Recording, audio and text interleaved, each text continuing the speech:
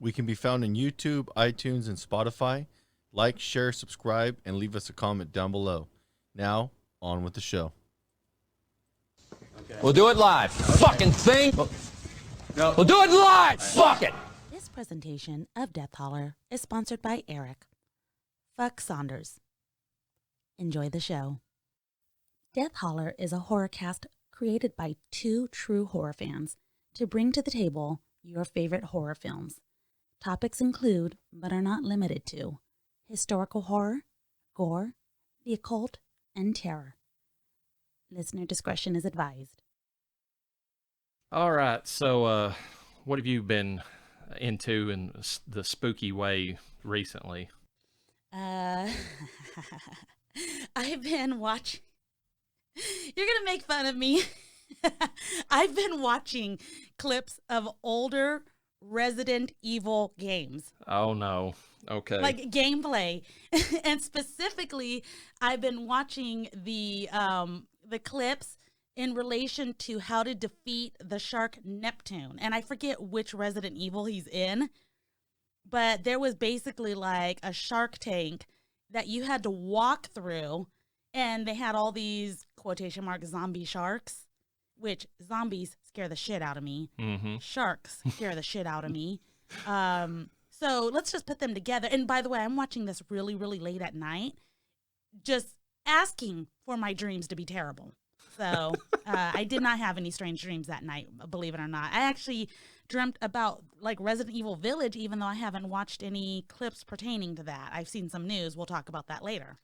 Yeah, I don't know why you would be looking that stuff up, but I don't remember of the Resident Evils I played. I don't remember that being in there, so that might have been one of the later ones, like Revelations or something like that. It took place on a boat. I don't know. I mean, I kind of ducked out after 4. That was kind of one of the better ones in the series anyways, so I didn't really see that. But you got to fight like a big lake monster in that one, so that was pretty cool. Yeah, I mean, I had to give up after Code Veronica, so this had to be way later on. Code Veronica really sent me into a panic attack, so I was ordered by the doctor to no longer play those games unless it was like daytime and I had people in the house or something. I don't know. It was pretty funny. It's funny to talk about it now because I'm alive. So, I'm alive-ish. I feel alive. Let's put it that way. Yeah, I feel like a total pansy because of the fact that I tried playing the Resident Evil 2 remake recently because that's one of my favorite ones in the series, and it just the intro scene where they literally have you crawl under this like metal gate that's only like open just far enough for you to crawl under. You've got to crawl under that thing, go through this whole little, dark section of the police barracks or whatever. And then whenever all hell breaks loose and the zombies are breaking in from all sides on that area, you have to get out of there. And when you rush to the end and you've got all these zombies that you can hear and see behind your person, you've got to get down on the ground and crawl out of there I was just like, I'm out. I can't. I don't know what happened to me, but I just couldn't. I was like, that's nightmare fuel right there. What is wrong with us? I don't know. I mean, I can watch movies all day long, but when it comes to the games, it's just like, I mean, I'm too into it. I'm the character at that point. So, well, there's so many options for jump scares in games, which is the big lingo that's being used. Jump scares. My kids fucking love jump scares. So that's the big thing with games, but yeah, it's a little. I was just gonna say it's a little worse in that game because I did play it a little bit more after that, and I came across my first like lone zombie in the game, and I went to do the classic headshot in there, and just like I'll just pop this one in the head and be done. That doesn't work in the remake. Like you can pop off like all the headshots that you want until the clip is empty, and they'll still come after you. So.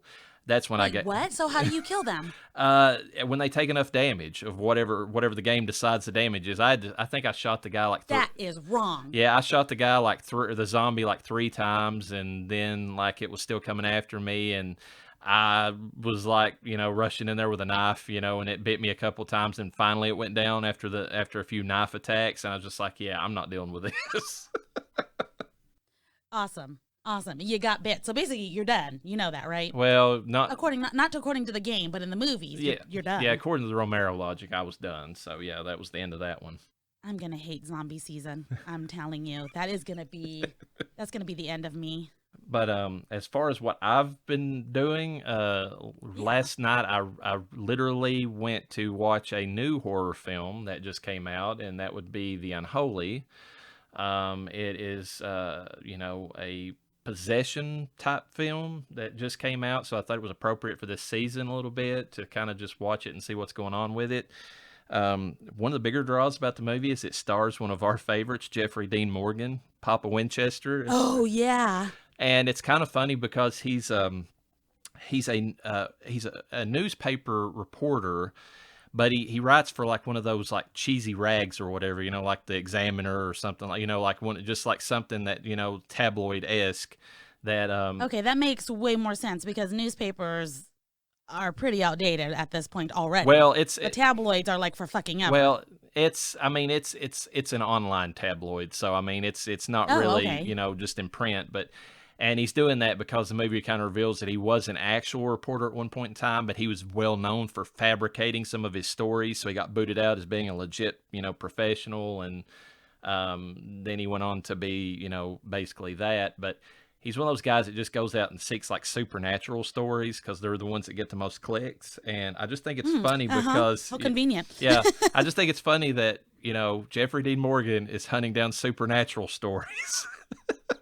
And it's even like he's investigating the whole thing a little bit. I mean, it's like an alternate world John Winchester if you watch this movie, because it's like, what if John Winchester was a kind of a scumbag that was out for himself and exploiting the supernatural for his own benefit?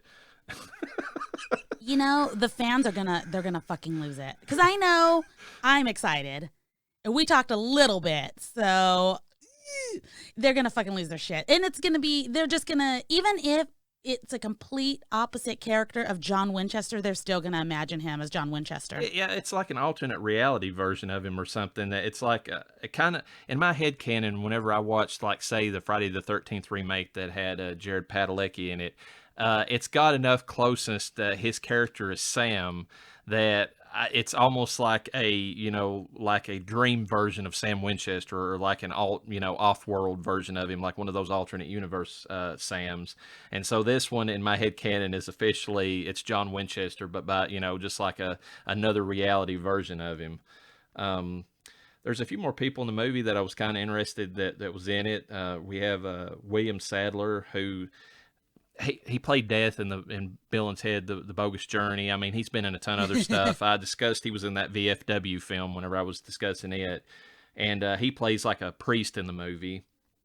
And let me see here. I'm trying to bring it up. We have Carrie Elwes. I don't know how I forgot this, but we have, the Princess Bride, Carrie Elwes is like one of the characters in the movie. And then we have, Katie Aselton's in there. I kept going through the whole movie not knowing where I saw her from. Then I realized that after years of watching The League, which was an FX comedy series about like this, fantasy football league or whatever that was actually really funny. She was like one of the stars on that. And I was just like, why do I know this person? Like, through the whole film. And it finally I had to look it up and found out who it was. But the actress who plays the main character of Alice goes by the name Cricket Brown. I don't know who she is, but she's actually a pretty good young actress. So I thought that was a good part, and it's got a good twist on the lore. I'm not going to go into, because that's my favorite part of the movie is the lore they go into. They kind of create like a different way, a different type of monster, if you want to look at it that way. I'll spoil it a little bit and say it's witch based, but it's like because it starts out, that's the very first scene in the movie, is that they're burning a witch at the stake, or to a tree actually, and then they bind her soul into this doll. So you got a little bit of the creepy doll stuff, you got a little bit of the witch stuff, and then it kind of leads into possession later. So it's all wrapped up into one, and it's kind of like a neat little twist of lore that I've never seen in a movie before. The only problem I had with the movie is the fact that the CGI for the main villain is terrible. Like, I don't know. It says Sam Raimi and Rob Tappert, or Taggart, who were over the Evil Dead series, were the ones that helped produce this movie. I don't know. Mm-hmm. I don't know why they allowed. I mean, like, there's certain scenes where they did a good job on the monster, But then like other scenes, like it's that quick, like I want to equate it to The Ring. You know what I'm talking about? Like the little girl comes out of the well and she's got like just the quick turns of her body and she's doing all this contortionist crap or whatever. It's that, but it's like poorly done with CGI. I don't know. I just didn't care for that. And then they go for a lot of jump scares that don't really pay off because if you're new to horror films, then maybe they work for you. But I mean, I'm sitting there and like one scene, like Jeffrey Dean Morgan's like looking at this video on his screen or whatever, and he's already seen some kind of artifacting, in the corner that it could be the possessed, the monster appearing or something. As a horror fan, I was like, okay, it's coming. She's going to jump out of the screen, and then, and then it happens. So I'm just like, okay, Oh, so it was predictable. Yeah, and that's the worst part about it because there was one scene that kind of got my heart thumping a little bit. They kind of pulled a little fake out at one scene where you were looking in one direction and they come in from another, and that kind of got me. But the rest of the jump scares were just, you were just sitting there waiting for them. It's like, okay, I see it. It's coming. It's coming. Oh, there it was. Okay, moving on to the next thing. So if it wasn't for the actors that held the movie together and the fact that it's just fun to see Jeffrey Dean. It's been a big thing lately. Yeah. If it wasn't for the actors. Not in our films, but in films in general as of recent. Yeah. Yeah, and it's got a neat story. It's kind of, there's parts of it that are by the books a little bit, but if it wasn't for the lore that they were created for the monster and the acting, it would have been completely just like, pass it on by. But I think it's worth a watch. I wouldn't necessarily own it. I'll put it out there that way. But it was enough to where I was like, that was a decent film, so it's worth it. You almost have to have my kind of fear to really get a lot out of those films, because I can tell you right now, it's out in theaters, out in our area, believe it or not. California has theaters open. Shocker. Probably only allowing 5 people per theater, so we'll just rent the whole theater for the day, Yeah. And I can say that my daughter and my husband, sounds like they will not be impressed by it at all, but me and my son will probably be like holding our feet up on the chair like, oh shit.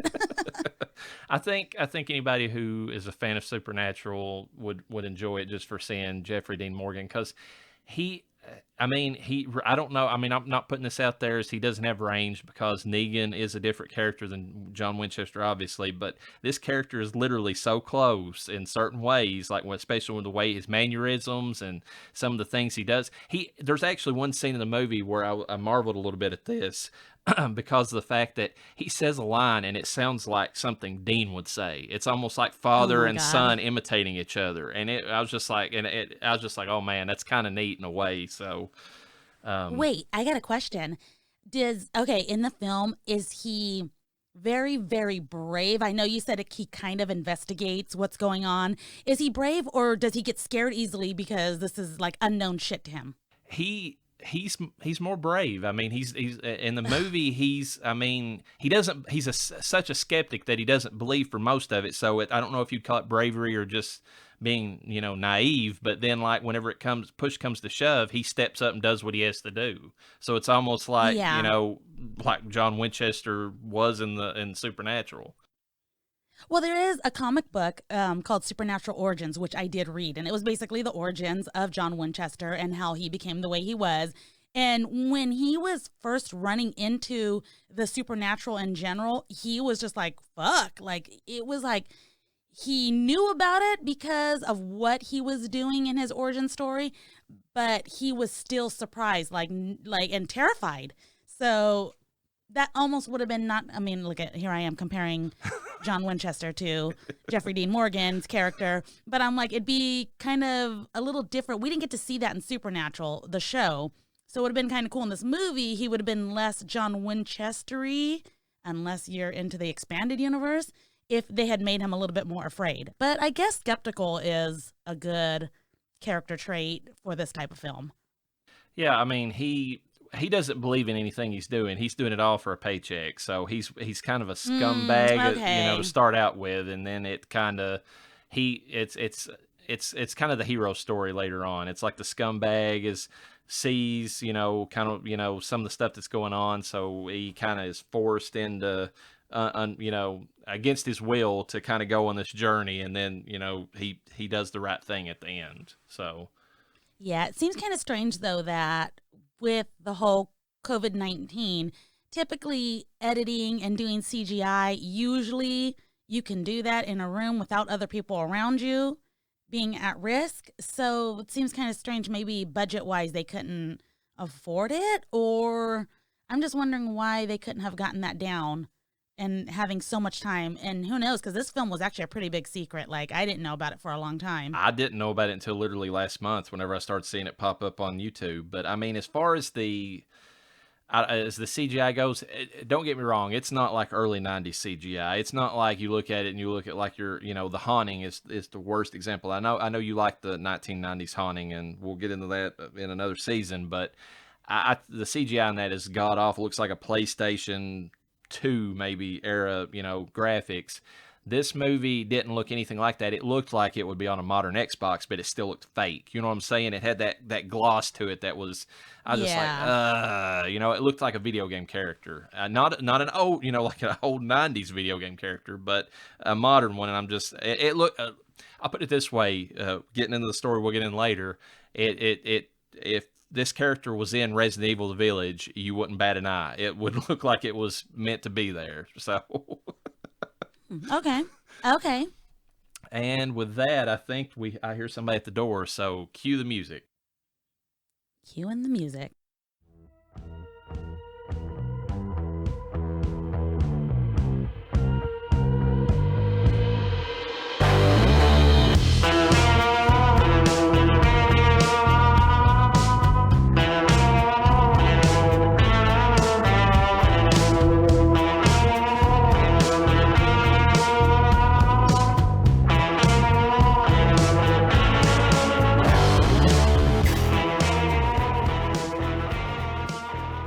Hello and welcome back to Death Holler. I'm your host, the Reverend Dr. Death, and joining me, as always, is my co-host and the unrepentant spirit of a morally corrupt lawyer, LlaReyna. How are you doing, LlaReyna? I'm doing much better now with that intro. Today we're finishing up our Nephilim trilogy with a film about lawyers, moral corruption, and the price of free will. Join us for our discussion of the 1997 horror thriller, The Devil's Advocate. Cue the music for Attack of the... cue the music for Attack of the Bees. Okay. Cue in the music. What is that? What is that? What is it? Oh, no, not the bees! Not the bees! Ah! Open my eyes!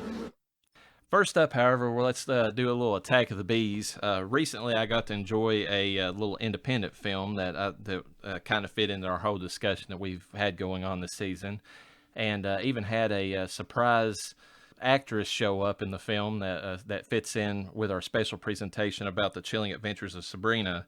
It's a 2015 horror thriller film by the name of the Blackcoat's Daughter. Principal players in this movie is Kiernan Shipka, who plays Catherine. Of course, she was Sabrina in Chilling Adventures of Sabrina, and also in Mad Men, as we covered before. Emma Roberts is in this. She plays the character of Joan, and of course, she's been in most of the American Horror Stories. She was in one of my personal favorites from that same director, Ryan Murphy, Scream Queens. And she was in a kind of a thriller movie called Nerve, and then of course a lot of people know her from the comedy We Are the Millers. Another actress in this film that I wasn't really familiar with was Lucy Boynton, and she's plays the character of Rose. She was in a independent film called The Apostle, which is like a cult, evil cult film. Like there's it almost, the description for it whenever I read up on it was kind of like the Wicker Man, funny enough, for Attack of the Bees, but it was like this police officer's investigating something. He has to go to an island where there's a cult involved. And then she was in another movie called Don't Knock Twice, which was about a demonic witch, which kind of fits in with a lot of stuff we've been discussing. And her most mainstream movie has been Bohemian Rhapsody. And then rounding out the cast of the people who, there was more people in the film, obviously, but the people I recognized was James Remar, and he played Bill, and he was one of the main characters in The Warriors, the 80s cult classic. I guess it was 70s. It was right on the verge. He was in Dexter, which kind of fits in with the horror theme. And what I recognized him from was Black Lightning. He's one of the main supporting characters in that TV show on the CW. So I thought that was kind of interesting to see him in this. The plot of the film, it kind of fits in with all we've been discussing.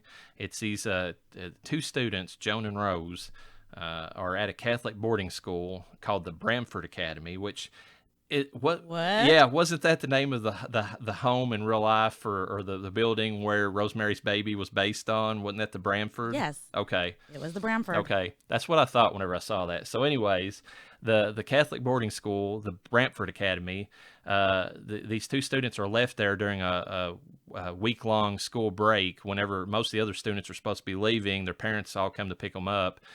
These two students were unfortunately left behind.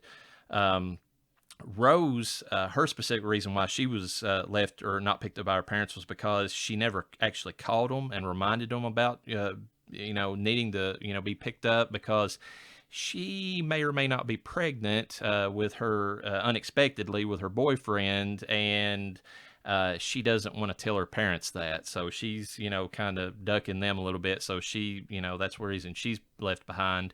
But then Catherine, or, Shipka's parents, they don't show up at all, and there's no reason why they don't.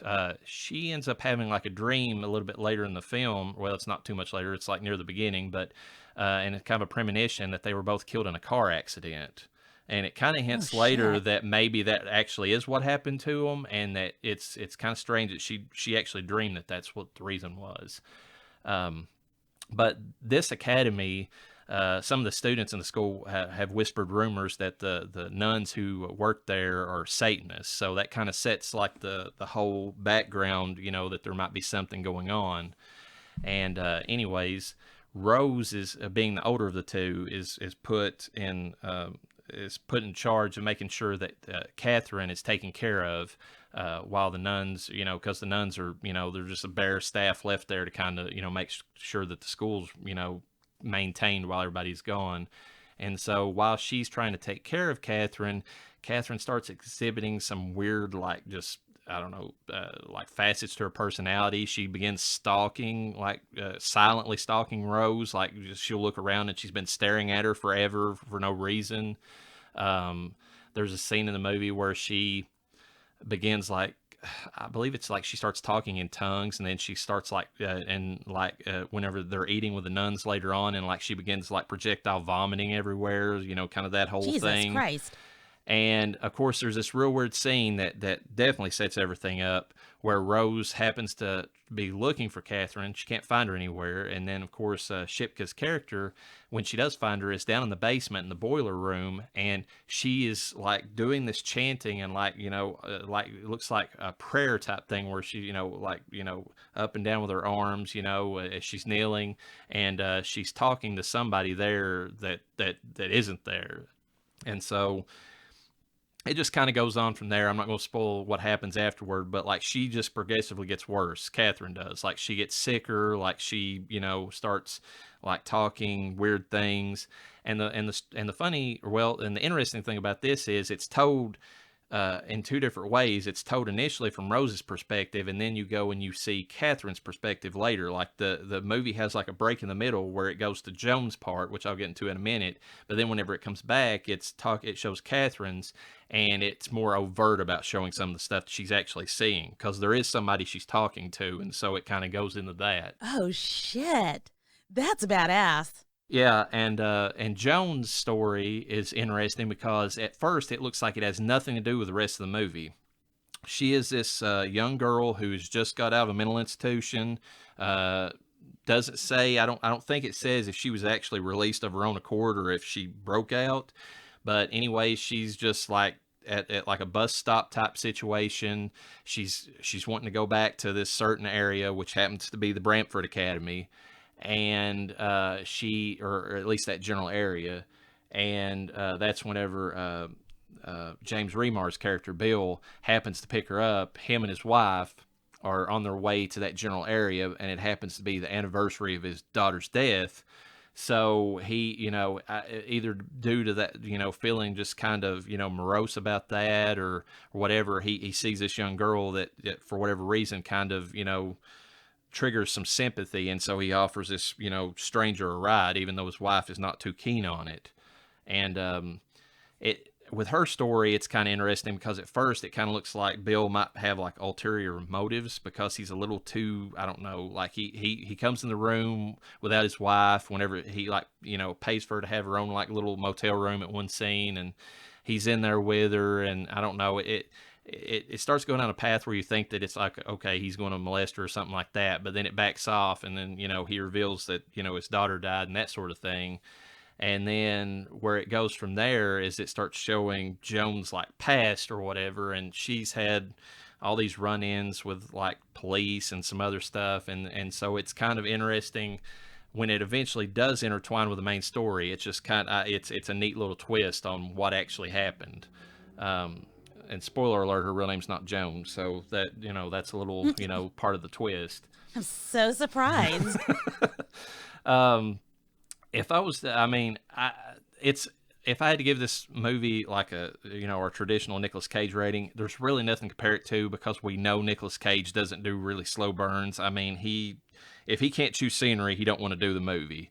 The closest movie I could think of that it might be is Mandy, which is like one of his newer films. It's kind of, I don't know, got a little bit of Lovecraftian stuff in it at certain points in the movie, and it's kind of like about this weird cult, but for the first part of the movie, it is a slow burn because it's just him and Mandy setting up their relationship, and so it kind of has that vibe to it. I mean, it's a lot of scene building for a lot of the movie, and there's some stuff going on, and, but unlike Mandy, which really ramps up and never looks back, I mean, that movie goes balls to the wall and goes crazy like all Nicolas Cage movies. Blackcoat's Daughter is a slow burn throughout the whole thing. I mean, there's not really many jump scares. It's more like psychological, and a lot of it's, an atmosphere as far as its uneasiness. You're trying to figure out what the hell's actually going on with Catherine, how Joan figures into all of this, and the ending doesn't really fix any of that either because the ending does have more of a out there vibe to it as far as what a horror, more of a traditional horror movie you would expect, but then it kind of ends on a question. It's like, what did I just see? What's going on with this character type thing? So you got to be willing to put up a little bit of that. I personally think it's a great film, but it's you have to be willing to put up with like I said, a slow burn. And I know, LlaReyna, that you're not necessarily a fan of those. It's got to be tough because I love psychological horror. That's my favorite thing.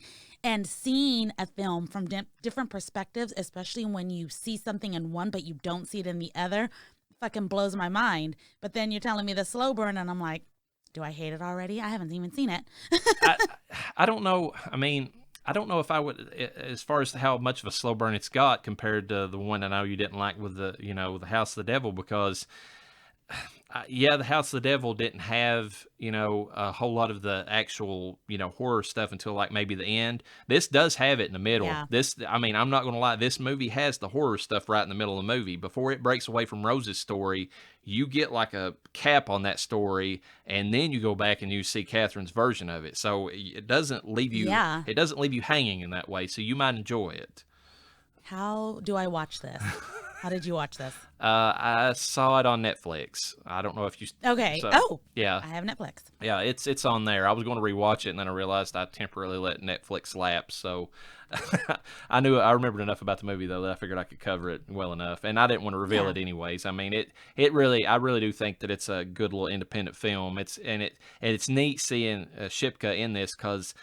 I don't know if they took her acting in this as any kind of, audition tape or whatever for Sabrina, but if they didn't, that's on them because I could see one leading into the other.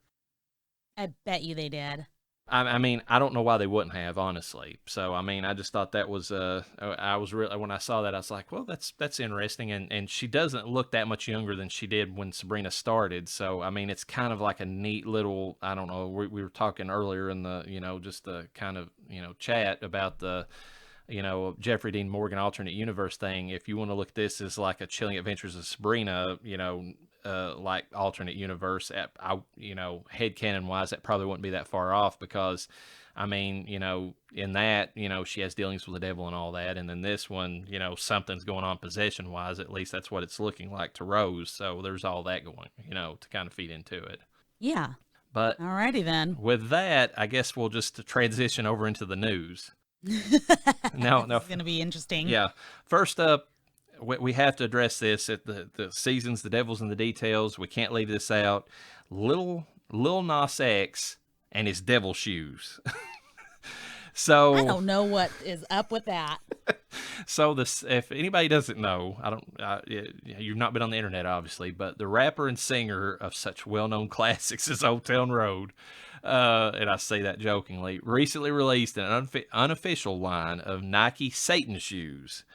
The shoes in red and black colors, obviously, feature bronze pentagrams, an inverted cross, and were reportedly made with a drop of blood from the workers who assembled them.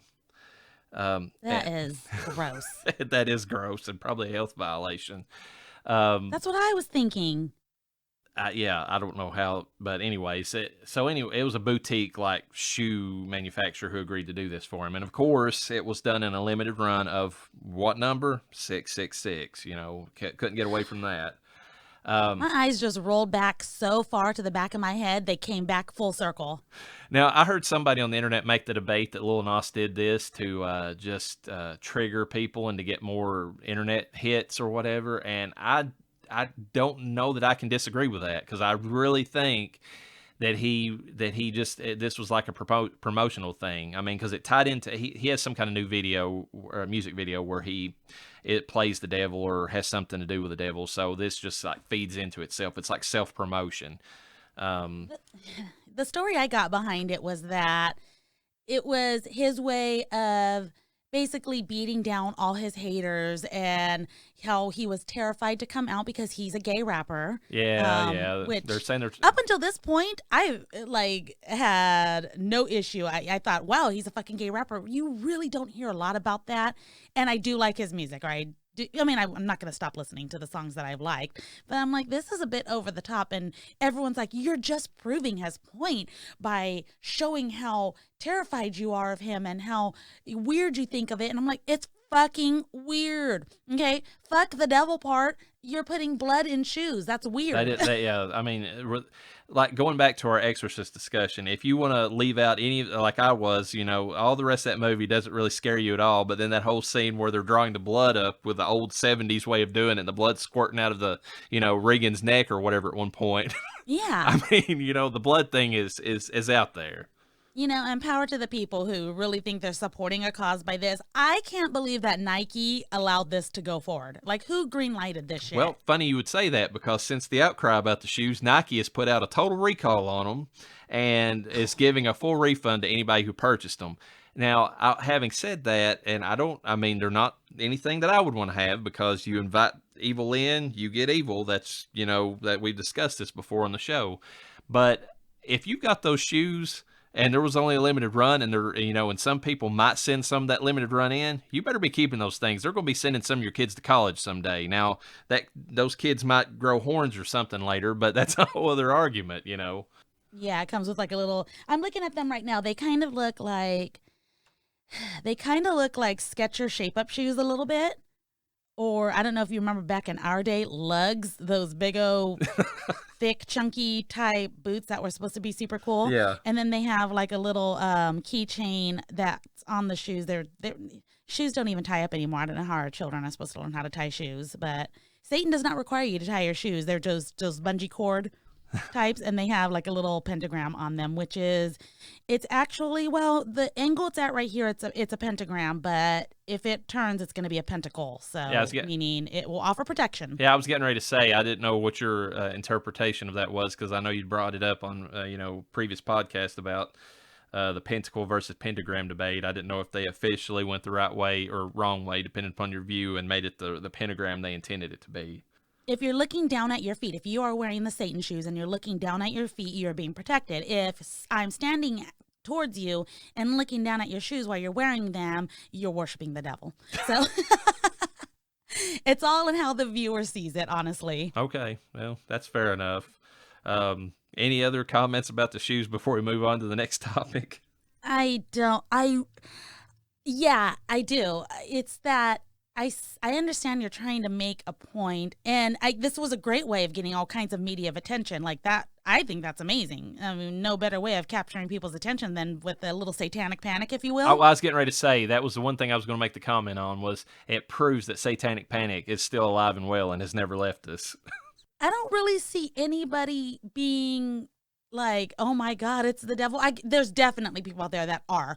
That's not what's making the news, though. What's making the news is he's trying to prove a point about being gay in this society and how everybody is anti-gay and the devil is really, he's trying to defeat the devil. The devil is his fear inside of, being gay. And I'm like, I didn't get that at all. All I heard was blood in the shoes, and you lost me. No, I mean, and it depends on your view of it, too. I feel like he's more trolling, like, conservatives who he kind of probably blames for, oppressing him somewhat whenever, and I mean, that stuff happens. So, I mean, I would understand him holding some kind of bitterness or anger against people who he might have felt kept him in the closet, but I feel this is more him getting his, a slap back against those, basically. I mean, it was, he's going after the ones, trying to get them all up in arms that, at one point in time kept him in the closet because of their fear then.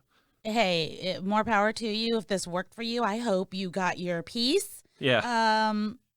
Nike's recalling these shoes. Lo siento, muchacho. Yeah, let's move on. What's the next news topic? Oh, well, this one's the one that you'll enjoy. More details about Resident Evil The Village. IGN recently revealed the map for the upcoming game, and it shows a number of locations players will be visiting in the eponymous village. Shown in this village are a factory, windmills, a reservoir with the image of a giant monster inside, so we get another lake battle, apparently, or something similar, or maybe zombie shark. Maybe there's a huge meg, sized zombie shark in that tank. Who knows? Or in that reservoir.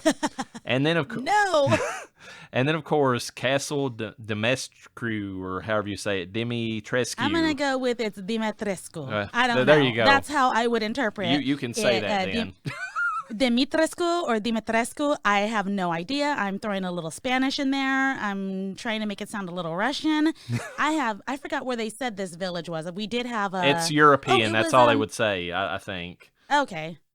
So, yeah, that's what I'm going to go with. I've never actually read the name or heard it read yet. So and of course, the castle is the home of the lady with the same name, who we all know is the iconic, tall, razor-clawed vampire villain of the movie that likes to show her big breasts. So, there you go. That's not how I would describe her. The big titty vampire lady, as you told me when you sent this message. The big titty vampire lady, yes. And I'm going to be honest with you. When I read this article, I did not look at the maps. There is a part of the article where there are literally 6 different images of how they drew her costume, doorways, kind of to...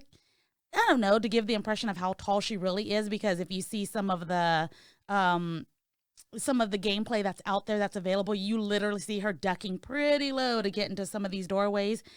And there's pictures of other vampires too, and these are some sexy ass vampires. I'll tell you what. Ugly in the face, but man, they have quite the body. Their outfits are impressive. I want this game. You know what that almost reminds me of? Your description of that reminds me of those nurses from like Silent Hill. I believe it was part 2, where the main character. Oh yeah. I think it was revealed at the end that the main character was kind of a horn dog, and then like he had raped somebody, and that's the reason that he kept seeing all these lusty looking like creepy nuns, lusty and nurses, busty. Nurses or whatever, but like their faces were just like this wrapped up mummified mess or whatever, like bloody rags, but like their bodies were so that kind of reminds me of what you're discussing there. Yeah, and it's actually, there is a photo where one of these vampires, it's hard to see. I can't tell if it's showing her mouth and her hair is just covering, or if she does have a wrapped up mummified face of sorts, but the body is showing. She's a little more conservative than those hooker ass nurses from Silent Hill. She definitely is more covered up. There's no cleavage. There's a little drop at the neck, a little V-neck. It looks like she's got some kind of bodice that cinches the waist a little bit and everything, probably making the shape show pretty well. Oh, it's a hood that's over her face. Okay, hood over the face, and then she's just got a scary looking mouth. But it was a blurry enough image that, oh, look, there's the big titty vampire ducking down the hallway. I'll have to send this to you so you can see what I'm looking at. But yeah, you know, the movie too, Silent Hill, and this would be a cool movie if they made this Resident Evil village out of a movie. Be honest with you, that'd be interesting. I'm looking forward to that one. But Silent Hill. I was gonna say. Oh, I was gonna say I was looking forward to that animated film that I believe it was Netflix that I mentioned about in one of the previous news segments or whatever. I'm because it's the same. I mean, it's Resident Evil 4 adjacent, so it might have some of the same things you're getting out of the village. Because I was reading about this kind of reminds me of like a redux or a redo of, you know, Resident Evil 4, because it was set in a, you know, secluded European village, but it had, you know, more of the parasitic worm like, you know, stuff going on as opposed to the vampire stuff. Yeah, this is more of a, like, I don't know, not Castlevania, Transylvania, vampire themed looking type thing. But yeah, I was going to say in Silent Hill, the vampires, did they have to make those nurses' boobies so jiggly every time they moved? That was definitely on purpose. I know what you're doing. Well, since we're going back to that, I think I misspoke. I think it was the character you were playing in part 3 whenever you face Pyramid Head, because he's kind of like phallic shaped or something. I think that was the character that was the one that was all rapey or whatever that you find out at the end. I think your main character in part 2, his wife was dying of cancer, and he was maybe like at least mentally cheating on his wife with like some of the nurses that were around, and that's the reason you had the lusty looking nurses, because they were the ones that were around him while he was, you know, watching his wife die of cancer or whatever.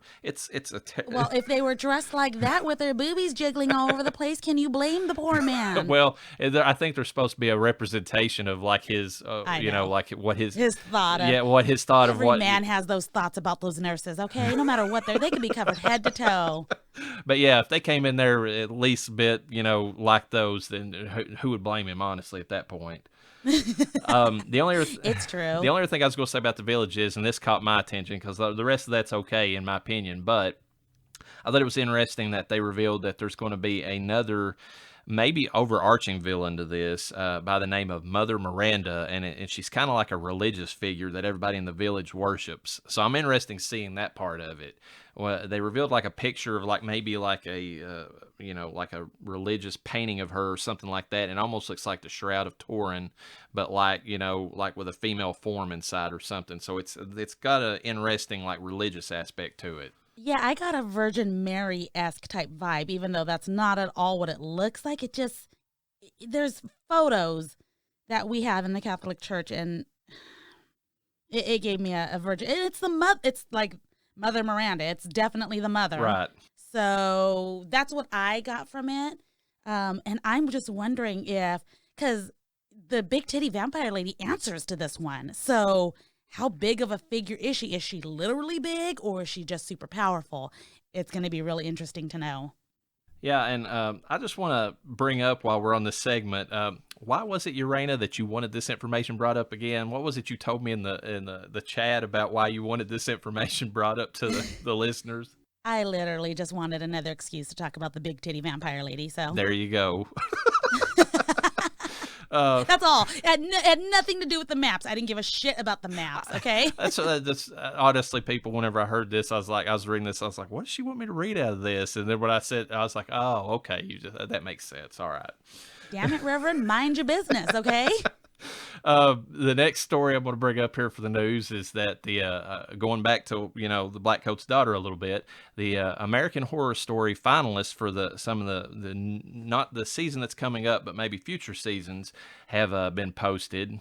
According to Dread Central, Ryan Murphy recently polled fans about themes for upcoming storylines, and after narrowing down the selection, the two finalists right now are American Horror Story Bloody Mary and American Horror Story Plague, which LlaReyna does feature a medieval plague doctor as the image for that season. That is right up my alley. Well, I would say so.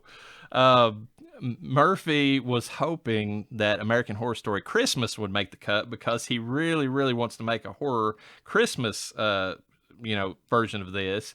But he says that even though it didn't win this time, don't rule it out because there's no current end in sight for the series, and he has plenty of time to develop the Christmas horror story that he wants for the future. Okay, hold on. I want to read this real quick. This is in relation to what we are talking about right now. And I don't know if you got all of these. There was a final four. And I'm hoping this article that I have has all of them. But the final four before it came down to Bloody Mary and the Plague was American Horror Story Aliens, Bloody Mary, Sirens, and Plague. And I don't know if you had seen some of the there was some photos that had come out on his Facebook page. For sure I'd seen it, and I'm sure Twitter, of Sirens. And so we really thought the next season was going to be Sirens. What it was? There is some artwork out there. Is that one about like mermaids of some kind, or yes? Okay. Yes. So, oh yeah, and then it does say that the Christmas Horror, which was the Xmas Horror, is how he described it, and Piggy Man options have been removed from the poll after a week of fan voting.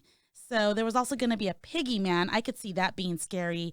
There's a really popular game right now on, believe it or not, Roblox. You probably don't know too much about that, and you shouldn't, honestly.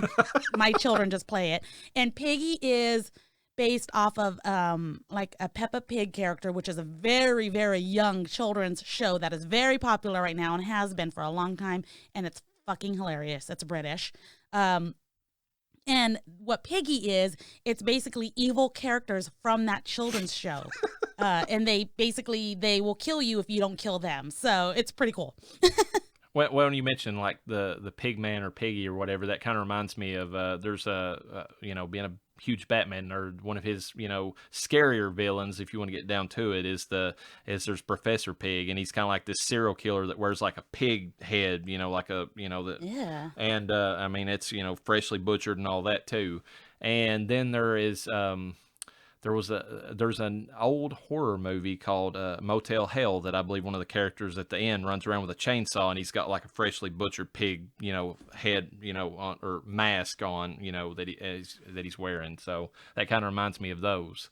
Yeah, Professor Pig is disgusting. I'm looking at photos right now. Yeah, no thank you. Yeah, I mean, he's one of the creepier aspects if you play, especially the Arkham games, because I mean, it's an outright like horror, story whenever you're following him, because he's like leaving dead bodies in places, and he's taunting you the whole way, and it's a lot darker than like the Riddler or any of those. Yeah. So if you had to pick of the two finalists, what would yours be and why? I would want to go with Plague, because I've had a morbid, and this is really bad considering what we just went through, and still going through technically, but I've had a morbid obsession with the Black Death my entire life. I don't know why. It just, when you read about like that, I mean, especially if you're a horror fan and you read about that time in history, it's the closest we've ever came in history to a true apocalypse. I mean, like literally the descriptions of the countryside, being just full of dead bodies, like whole towns, like nobody there. I mean, it's chilling, and I mean, it's kind of what obviously inspired the Mask of the Red Death by Poe, and that's one of his better stories too. And just if they did the Plague one right, and they kind of tapped into some of that stuff and truly played up the apocalypse part of it, I think that would be extremely interesting. Of course, I don't know, people might be played out on that by now just because of what we're dealing with currently, but I mean, that's I just think that's an interesting concept. It's not really been looked into enough, Yeah. I'd have to agree with you, not just because of the Plague Doctor thing. I actually took into consideration the fact that, yeah, it might be played out. It's a little kind of cliche based on what we're going through right now, etc. But I just think there's so much historical background and lore that can make a full season, versus I feel like an American Horror Story Bloody Mary season, which could be actually pretty fucking amazing. I don't know that there's enough behind it. I don't even think you could make, and I'm going to be in trouble tonight by this, but I don't even think there'd be enough in a LlaReyna season of American Horror Story. There's a lot of Mexican lore surrounding that, but I don't think enough to make a full season out of it. I think if nothing else, it would kind of turn into a that 80s American Horror Story season where they had the serial, the killers and everything. And I was getting ready to say, and I mentioned this to you before, that 1984 is when you're talking about the you know, and the serial Yes. killer. And the only reason that one worked, if it played on just the Jason stuff or whatever, you know, the camp killer thing, you know, there's several of those, Sleepaway Camp, all those. If it just played on those, then it would have been dull in like 1 or 2 episodes. And I think that's where you checked out, because when you first watched it, you maybe went that far and that was the end of it. But they wrapped in so much other stuff later on that it went so far beyond that stuff initially that it was worth it. The only way Bloody Mary would work is if they did the same thing. They couldn't stick with Bloody Mary the entire time, because it's like it's like the Candyman. It's interesting for, you know, a session or two, but you don't want to see like 7, 10 episodes of just the same, you know, somebody, you know, repeating it, or her crawling out of mirrors, or whatever you want to do with her. I mean, you have to wrap in something else to go along with it. Yeah, it's basically got to be like Bloody Mary and Friends. Bloody Mary and every with other special guest star. Yeah. with Candyman and every other creature that you can call from your mirror. So, Oh my God. the last thing I'm going to bring up, because this kind of ties into a lot of other things that we've mentioned recently, is that I found out, this is through Bloody Disgusting that I found this, My Best Friend's Exorcism. This What is the fuck? This is a film version of the 2016 novel, which I was unaware of by Grady Hendrix, as being developed currently. It's described as a mix of Beaches, of all things, and The Exorcist. It's a novel. The novel and the film are set during the 80s, during the Satanic Panic, although they get the timeline wrong, because when I looked at it, it's late 80s, and I feel like Satanic Panic was more mid or, you know, early to mid. But anyways, it's set during the late 80s, during Satanic Panic, and it's about a high school friendship that involves demonic possession. It's what it's described as. It sounds cheesy as fuck already. I'm just going to throw that out there, okay? It could be, and then it could transcend that and go into be a perfectly, you know, fun horror comedy. It just kind of depends. Those walk such a fine line; they can go either way. I was thinking about this the other day. For whatever reason, I put on like some of the free channels on Vizio whenever I was watching it one day, and I put it over to their like little cult station, and they're playing this horrible independent alien film called Australians, and it's like aliens at the end of it, you know, and it's set in Australia, and it's supposed to be a horror comedy, and it succeeds at neither. It's just an awful film. I was sitting there watching it. I was just like, okay, they tried walking the line, and they fell right on the knife. So there you go. It's like that meme you have of the Simpsons cake, Bart Simpson holding that cake that says, "At least you tried." Yeah, exactly. So yeah, this could go either way, and I don't really know, you know, how it's going to turn out, but I just thought it was interesting that they, you know, somebody would think to combine Beaches and The Exorcist. I was like, okay, that's a combination that we haven't heard of. And hey, Satanic Panic, we've talked about that enough this season. Reverend, that is all you, okay? Well, let's move on from that and get into the main discussion for the night. The movie we're discussing this evening is of course, The Devil's Advocate, the 1997 horror thriller film directed by Taylor Hackford, who was known for An Officer and a Gentleman, and Dolores Claiborne. So that's another movie that he did that was a pseudo-horror movie, I guess. It was written by Jonathan Limpkin and Tony Gilroy, and it was based upon the 1990 novel by Andrew Niederman. Principal players we have for this film are, of course, Keanu Reeves, who plays Kevin Lomax. It was Kevin Taylor in the novel. They kind of changed the name and some other things we'll get into later. He plays the film's morally questionable protagonist, and we'll get into that, why he's morally questionable. He, of course, is, I mean, if you don't know Keanu Reeves, I don't know what to tell you. Bill and Ted, Speed, Matrix, John Wick, Point Break, Constantine, which may or may not be, you know, discussed shortly. Dracula, the 1992 film, which I get. Bram Stoker's Dracula. Bram Stoker's Dracula, and I want to throw this comparison out here first, before we get into the discussion of the movie. If we're talking about accents, Bram Stoker's Dracula, probably the worst that Keanu's ever tried to do. It's like that surfer, you know, American trying to do a British accent. Worst part of that film, laughable. And then he turns around in this movie, and to me, and this is saying something, I feel like, you know, I can speak on this. I feel like he pulled it off. It got thicker in parts, and it was kind of weird. It kind of fluctuated, but it was enough to where I could believe it. He played it light. He didn't go full bore with it, and I think that's what sold it to me, at least. Okay, then if that's the case, I'll allow it because he's supposed to be from Florida, right? Yeah, he's from Gainesville, which is kind of like the, like northern tip, which is more like Georgia, if you want to call it that. I was going to say he had a Georgia accent. Okay, then it ties in. I was like, this sounds like a Georgia accent. He's supposed to be Florida. I don't know what kind of accents they have out there. But I was like, okay, maybe Georgia. Yeah, northern Florida is considered basically southern Georgia. I mean, that's the running joke, the whole Florida-Georgia line, I hate that band. I'm going to throw that out there. That's a tangent. But anyways, it really is. It's like, I think there was the comedian, he's passed away, Tim, I can't remember his name offhand, but anyways, there was a comedian, a Southern comedian, who made the joke about it. He's like, if you farther north you go in Florida, the more it sounds like the deep South, and the farther south you go in Florida, it sounds like you're, I think it's like you're in like California or New York or something. I was gonna say, yeah. So God, and New York has their own brand of accents too, depending on where you're at. So and it makes sense because man, most of the transplants from New York moved to like Miami and stuff, so that makes sense why the accent changes so much. But anyways, I just throwing that out there about the accent. I feel like he did a serviceable job in this movie.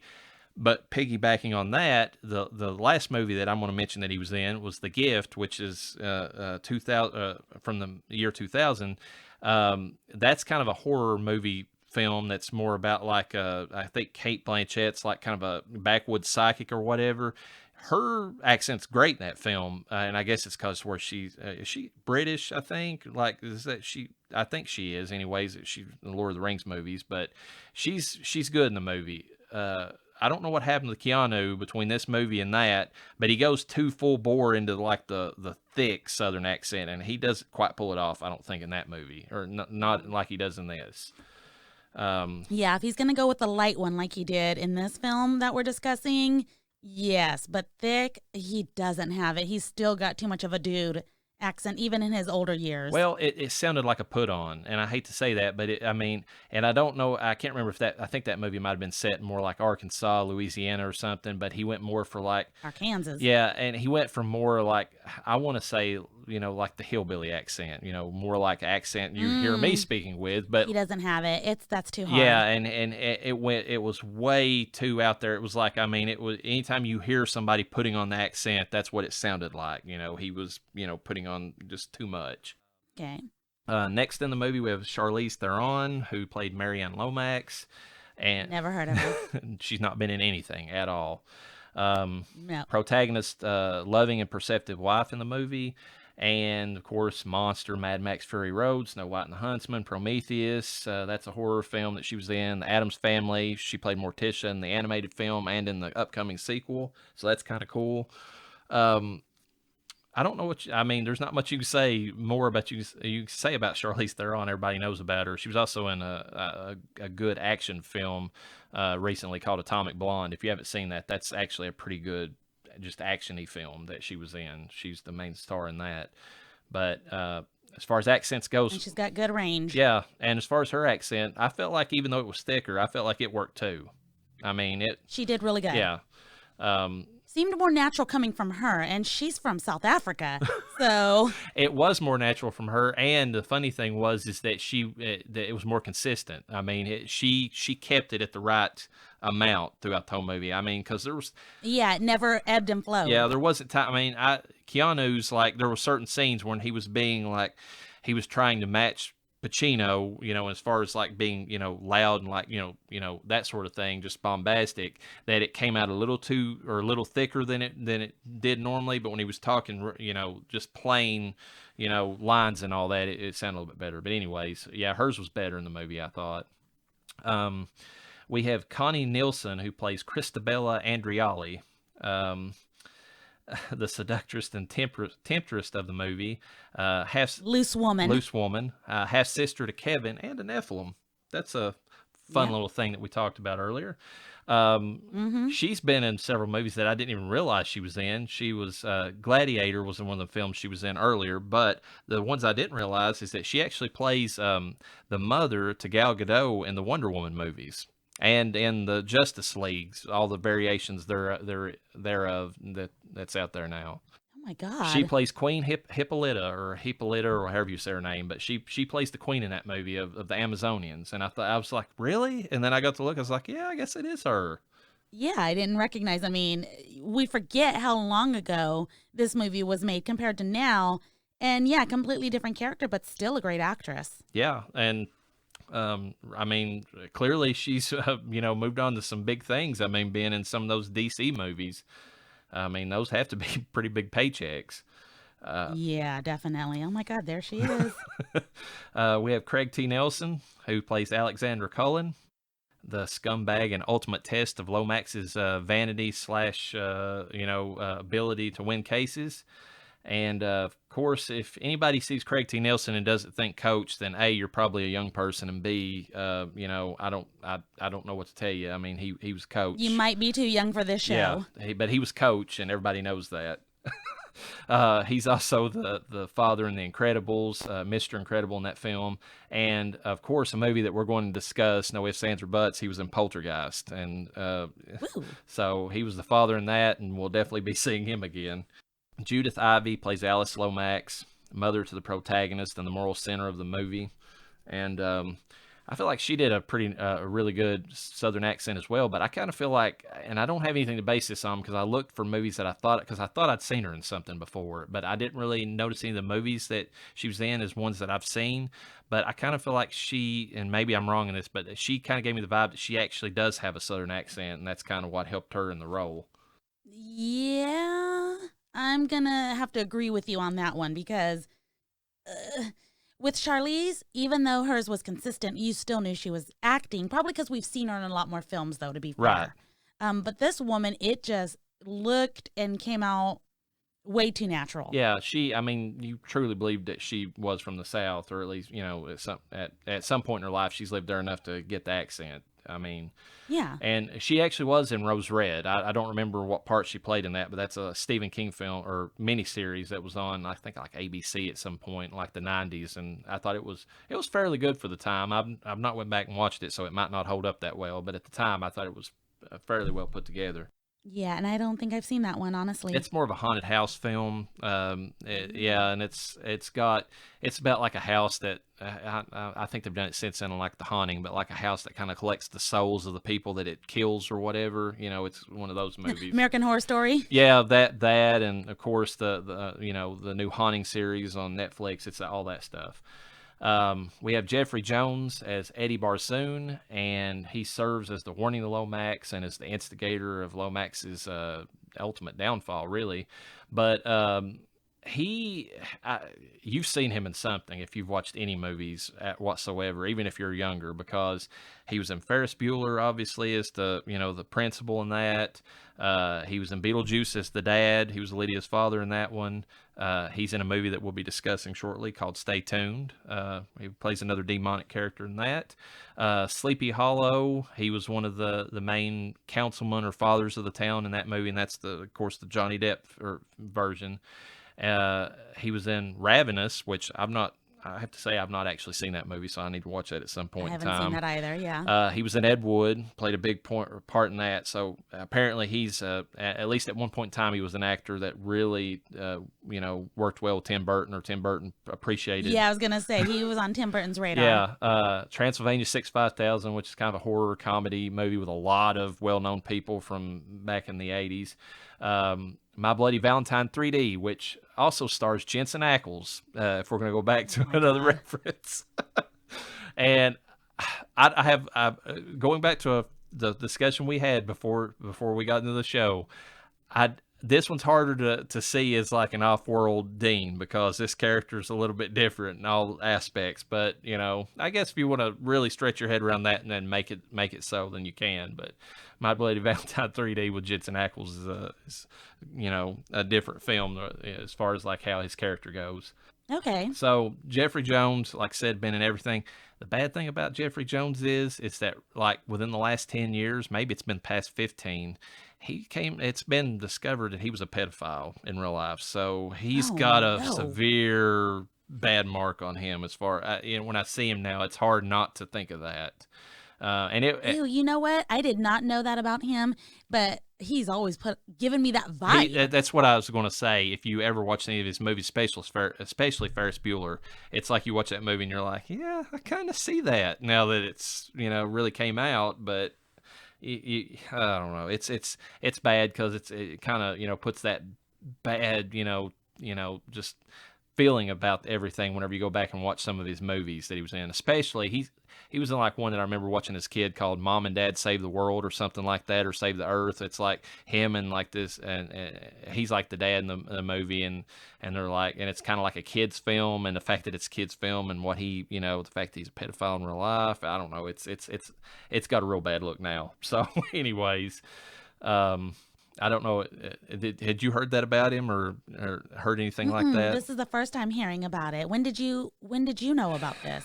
I think it came out. I mean, whenever it came out, it was like a year or two after that. I think my wife brought it up to me and like mentioned it. It's like, did you know that the dad from Beetlejuice was this way? And I was like, oh my god. I was like, I always suspected, but I was like, I always hoped that wasn't the case. But yeah, whenever I was watching this film, it just brought all that back, remembering that. And if you read the story, it's pretty bad. It was like a real young kid. I want to say it was like 9 or 10. So, I mean, Oh my God. which is actually the age of the character that this movie started. This movie starts out about a story about a pedophile, and that's about the age of the girl in that. So it's Oh, really? Yeah. So that's kind of, The actress that plays the character, she just came off as older. yeah. No, it had to be No, what- like at least junior high. Well, no, he's supposed to be 8th grade, so I take that back. There was what I'm thinking of is at the end of the film, they mentioned that he had a 10-year-old dead girl in his trunk. That's okay, there you go. So that's what I'm thinking of. But anyways, I don't know. It all mixes to make the horrible, just thing to think about. But moving on to the best part of the movie, honestly, is Al Pacino, who plays John Milton. Who plays the charismatic Old Scratch himself. And I would describe him as the heart of the film, and he obviously has the best scenes in the film. We'll get that out there up front before we discuss anything else. I mean, if you watch this movie for anything else, watch it for Al Pacino and just enjoy every minute that he's in the movie. And if you don't know Al Pacino, then I don't know what rock you're living. Never heard of him. I don't know what rock you're living under with him either, because it's The Godfather, Scarface, Sin of a Woman, Heat, and more recently, Once Upon a Time in Hollywood. Which do you know what that movie's about, LlaReyna? Yes, I do. I have not watched it. The husband watched it. I think the husband had a hard time watching it though, and I forgot what his reasoning was. But there was something specific about it that he had a hard time watching it. But if anybody doesn't know, it kind of plays into an alternate world reality of the Manson murders, and what might have transpired if somebody else had been there the night to kind of keep Sharon Tate from going through all of her what happened to her. So it's kind of interesting that we go through Rosemary's Baby and all that, and then of course we got Al Pacino starring in a movie that's about Roman Polanski's real life that kind of happened afterwards. So that's kind of an interesting twist. Other characters in the film, Jackie Heath, she's the next door neighbor. I didn't look up their names for some of these actors and actresses. Pam Garrity is the mirror lady toward the end of the film, and we'll get into who she is. And Lehman Heath is the one that hires Kevin, which there's a kind of an interesting little bit of racism that happens whenever he first pops up on the screen. But we can get into that a little bit later. But we'll just go into the film.